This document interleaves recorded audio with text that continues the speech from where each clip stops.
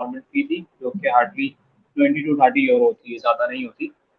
तो ये 5 यूनिवर्सिटीज़ थी जिनके अंदर से मैंने 3 के अंदर सक्सेसफुली एडमिशन अपना गेट किया अल्हम्दुलिल्लाह। और मैं फील्ड भी बता दूँ कि मेरा किस यूनिवर्सिटी से है एडमिशन, कौन-कौन सी फील्ड में आया था। सैपन्स से एनर्जी इंजीनियरिंग में, जो कि मैं मास्टर्स अभी करने जा रहा हूँ। और इसके अलावा मेरा आया था एनवायरमेंटल में टोरिनो से। और इसके अलावा आया था जियो साइंस रिसोर्सेज, यानी तीनों फील्ड ही मेरी फील्ड से रिलेटेड थी। तो परफेक्ट। फाइनलाइज मैंने डिस्कस।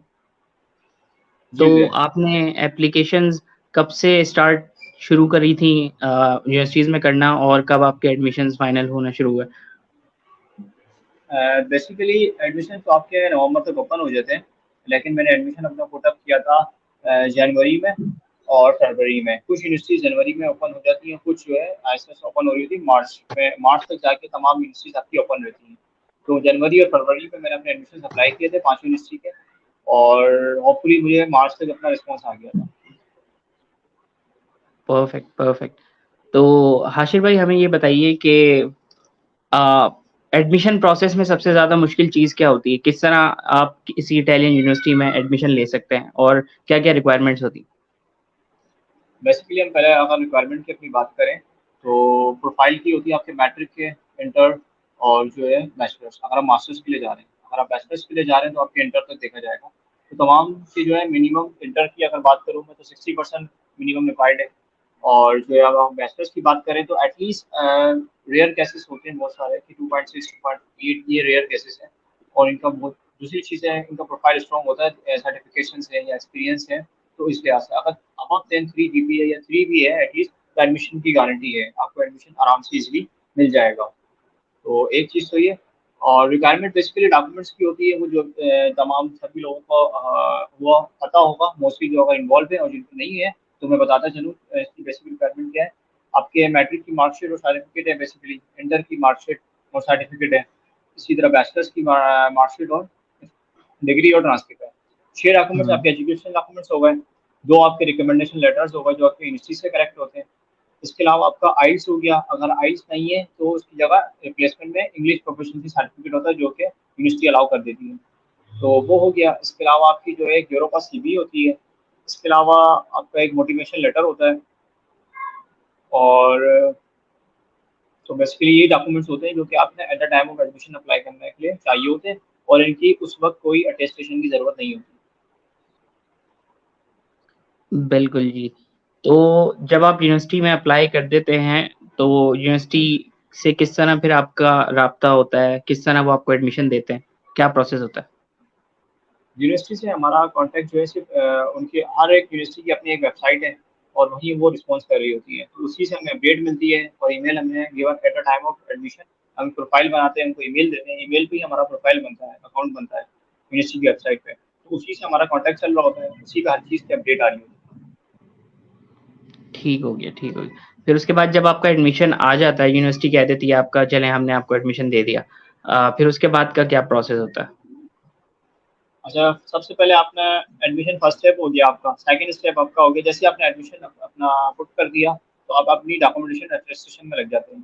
डॉक्यूमेंटेशन अटेस्टेशन का मैं अपना फ्लो ऑफ लास्ट में बताता हूँ। मैं अपना पैटर्न पहले कंप्लीट कर लेता हूँ कि जो आप पूरा प्रोसेस जो है। एडमिशन हो गया फर्स्ट स्टेप, सेकंड स्टेप आपका डॉक्यूमेंट अटेस्टेशन हो गया।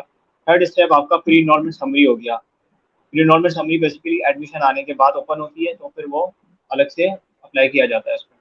प्री इनरोलमेंट समरी के दौरान ही आपने सीमिया एक चीज़ होती है जो कि कराची एम्बेसी के लिए है, और इसी तरह इस्लामाबाद एम्बेसी वालों के लिए डीओबी होता है। ये दोनों चीज़ें होती हैं, ये भी एक अटेस्टेशन का पार्ट होता है। और ये यूनिवर्सिटी के ऊपर डिपेंड करता है कि कुछ यूनिवर्सिटीज़ ये रिक्वायर करती है कि अपनी प्री इनरोलमेंट समरी अप्लाई करते वक्त अपना सीमिया लगाएं। तो जैसे मेरी यूनिवर्सिटी ने बिल्कुल रिक्वायर्ड किया था, उसके बिना मैं अपनी प्री इनरोलमेंट समरी नहीं डाल सकता था। इसी वजह से मेरी प्री इनरोलमेंट समरी भी थोड़ी सी लेट हुई। और सीमिया क्योंकि टाइम एक्सटेंशन होता है 1 से 1.5 मंथ एटलीस्ट लेता है ये। अगर आपने फौरन ही स्टार्ट में आपका एडमिशन टाइम से आ गया, मार्च तक आ गया, और आपने मार्च जुलाई जून में भी आपने अप्लाई कर दिया है, लाइक मेरे केस में जून के स्टार्ट में मैंने किया था और जून के लास्ट में मेरा सीमिया आया था। तो उसके बाद ही मैंने समरी अपनी अपलोड की थी, प्री इनरोलमेंट समरी की थी। फिर जो है मेरी 9 जुलाई को मेरी समरी फॉरवर्ड हुई है अपना यूनिवर्सिटी से एम्बेसी को, for the request of visa. उसके बाद जो आपका लास्ट स्टेप जो होता है वो आपका वीज़ा का होता है। वीज़ा जब ओपन होने का वेट करते हैं, जैसे ही वीज़ा ओपन होता है हम अपनी डॉक्यूमेंटेशन कंप्लीट करते हैं वीज़ा की और वीज़ा अप्लाई कर देते हैं। तो वीज़ा का भी रिजल्ट मैं अगर बताता चलूँ साथ में कि वीज़ा का रिस्पॉन्स आपका मेरा 40 डेज़ में आया है। कुछ लोगों का जो मेरिट बेस्ड स्कॉलरशिप पे होते हैं उनका हार्डली 25 से 20 दिन में आ जाता है। मेरा फ्रेंड जो कि है उससे ये मेरिट स्कॉलरशिप पे है वो, तो लास्ट ईयर की मैं बता रहा हूँ आपको, तो उसका 20 से 25 दिन में आ गया था।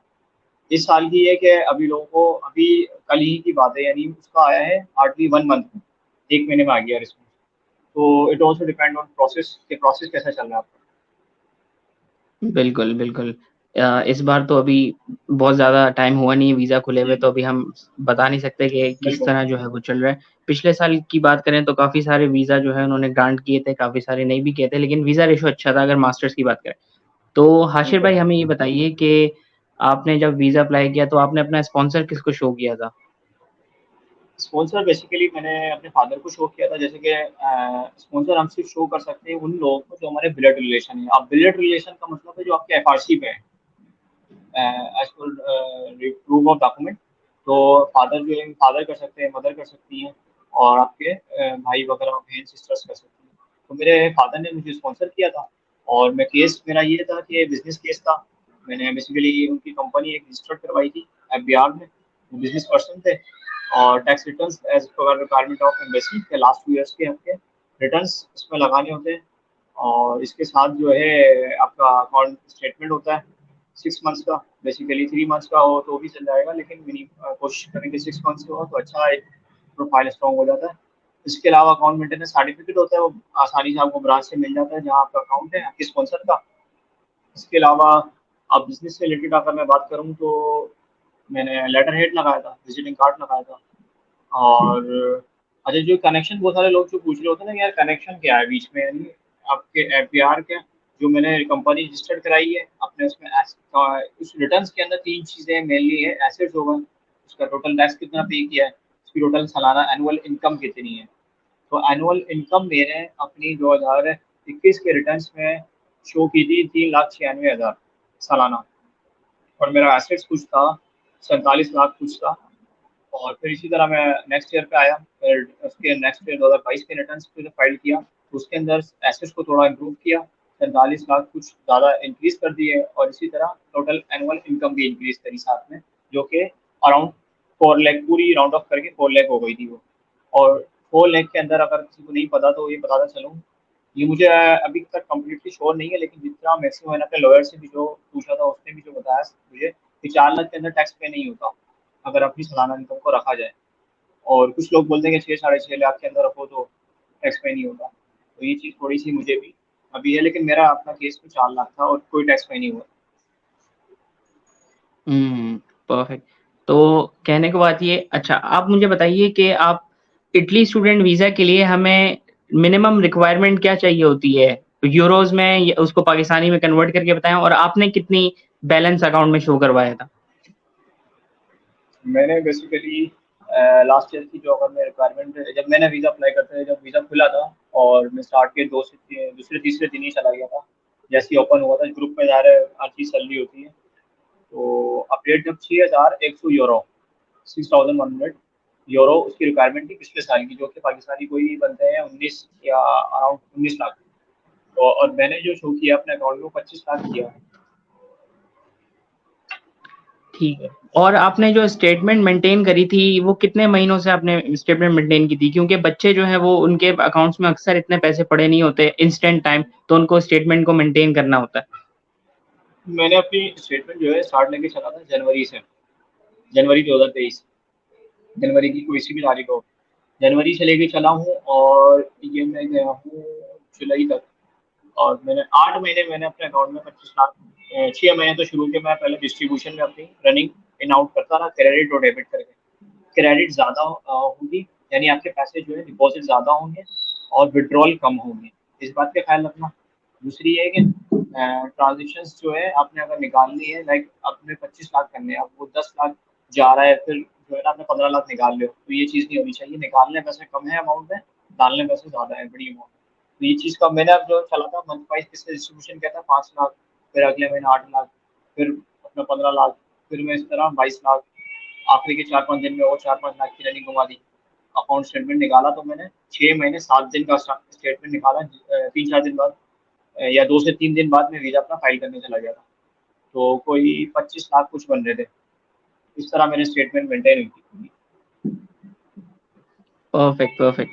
तो हाशिर भाई हमें ये बताइए कि वीज़ा लगने यहाँ पर कराची कॉन्सुलेट की बात करें अगर ज़्यादातर इस्लामाबाद कॉन्सुलेट में ये होता है कि आपको हुँ, डायरेक्ट रिजेक्शन दे दी जाती है क्योंकि सारे बच्चों के तो वीज़े नहीं लगते।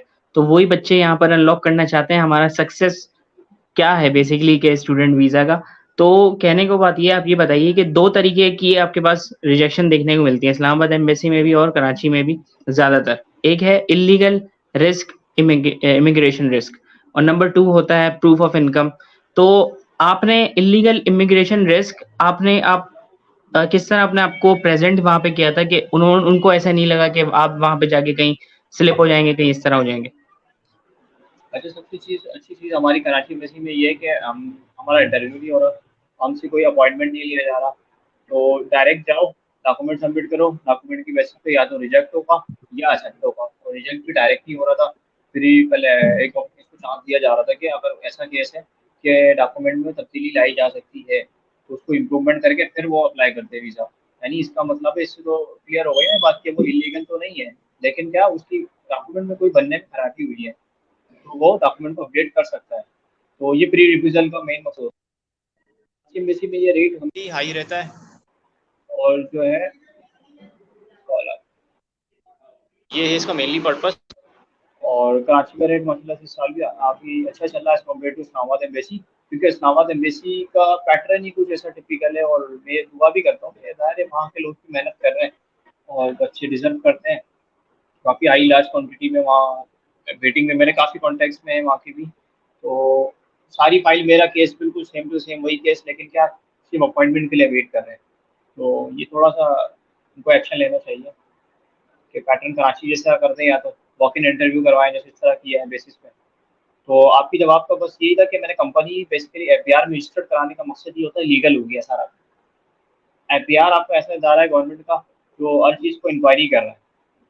तब वहाँ आपने अपने एसेट शो कर दिए, अपने अपने काम को, अपने बैंक अकाउंट को, अपने कंपनी के एड्रेस, ऑफिस एड्रेस को रजिस्टर्ड कर दिया है, तो आपका प्रोफाइल लीगल हो गया है। आई थिंक इससे ज़्यादा कोई प्रूफ मेरे ख्याल से रिक्वायर्ड नहीं होता। परफेक्ट। तो आपने अपने बिज़नेस के कौन-कौन से डॉक्यूमेंट्स लगाए थे कि उनको लगा कि ये वाक़ई रियल बिज़नेस है और एक्ज़िस्ट करता है? बिकॉज़ काफ़ी बच्चों के बिज़नेस होने के बावजूद उनको बिल्कुल। प्री रिफ्यूज़ल्स आती हैं। हुँ। तो बेसिकली जो मेन 3 डॉक्यूमेंट थे जो मैंने लगाए थे अपने, एक तो अकाउंट मेरा बैंक स्टेटमेंट लगाया। बैंक स्टेटमेंट हर एक कॉन्फिडेंशियल चीज़ होती है, और बैंक स्टेटमेंट के साथ मैंने अपना लेटर हेड और विजिटिंग कार्ड। अब लेटर हेड और विजिटिंग कार्ड यानी जो नाम दिया हुआ है उसके ऊपर टाइटल दिया हुआ है मैंने कंपनी का, वही नाम मैंने अपने एफबीआर का जब मैं स्पॉन्सर का अकाउंट खोलता हूँ फादर का, तो वही खालिद एंटरप्राइजेस करके लिखा हुआ आ जाता है। वही कंपनी रजिस्टर्ड है बिजनेस अकाउंट, और उसका नीचे ऑफिस का एड्रेस है। तो इससे इस चीज़ से बंदा कोई भी डिडक्ट कर सकता है कि इसका बिजनेस कहीं एग्जिस्ट करता है। अब ये मैटर नहीं करता कि वो चाहे बिज़नेस उसके घर में चल रहा हो, वो कंपनी ज़ाहिर है ऑनलाइन है या वो है वर्क फ्रॉम होम है, तो वो मैटर नहीं करता। वो रजिस्टर्ड है और एक्सेस कर रही है, तो ये लीगल चीज़ है।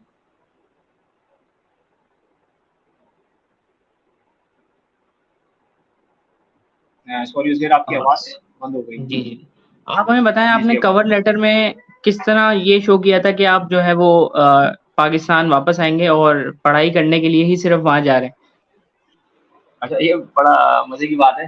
कवर लेटर जो है ना, जब मैंने बनाने बैठा ना, तो बन गया था और बना दिया था, क्योंकि मैंने अपने कवर लेटर से पहले काफ़ी मोटिवेशनल लेटर मैंने 4-5 लेटर बनाए थे। मैं बेसिकली लगा हुआ था कोशिश में कि मुझे फुली फंडेड स्कॉलरशिप मिल जाए किसी तरह ना, एरास्मस मुंदस में इस तरह की स्कॉलरशिप मिल जाए।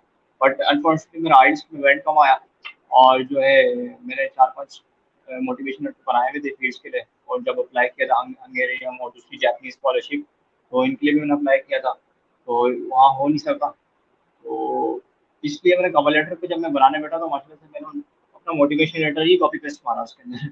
सिर्फ तरतीब अपनी जो है ना ऊपर का और लास्ट का पोर्शन, ये कवर लेटर का जो पैटर्न था, ये डॉक्यूमेंट लिस्टेड है, मेरी फ्लाइट अब की है, मैं वापसी की आके क्या करूँगा, और तो ये सारी चीज़ें हम मोटिवेशन लेटर में डिस्कस कर देते हैं लास्ट पैरा में। अगर आइडिया में आपकी भी होगा कि what is the purpose of your life, what is the goal of your life. तो ये चीज़ हम वहाँ पे डिस्कस, अब तो ये वहाँ भी अगर मुझे, मैंने वहाँ ऐसा मेंशन किया था कि वहाँ मुझे कोई ऐसी अपॉर्चुनिटी मिलती है तो मैं सर्च करूँगा, और अपनी कंट्री में भी आके मैं अपने एजुकेशन के फॉर्म में, अपने प्रोफेशन की फॉर्म में, या इंडस्ट्रियल एक्सपीरियंस की फॉर्म पे बेसिस पे मैं अपनी कंट्री को सर्व करूँगा और फ़ायदा दूँगा। तो इस तरह मैंने अपने कवर लेटर को वो क्लोजिंग की थी। परफेक्ट। तो कवर लेटर के अंदर आपने कोई सपोर्टिंग डॉक्यूमेंट लगाए थे, जैसे आप कहीं जॉब कर रहे हैं तो आप जॉब पे वापस आएँगे, या आप लेट्स सपोज़ कुछ लोग जो है वो यहाँ से अगर निकाह करे जाते हैं तो निकाहनामा लगाते हैं कि हम जो है वापस आएँगे। तो इस तरह के कुछ सपोर्टिंग डॉक्यूमेंट? सपोर्टिंग डॉक्यूमेंट में मेरे सारे वही थे, मैं इसको मेंशन भी कर दूँगा। वैसा कोई डॉक्यूमेंट नहीं था कि वापस की आके जॉब करूँगा। मेरा एक्सपीरियंस लेटर मैंने ज़रूर लगाया था कि मैंने बाइको में जॉब की है 1.5-2 साल, तो मैंने उसका एक्सपीरियंस लेटर लगाया था।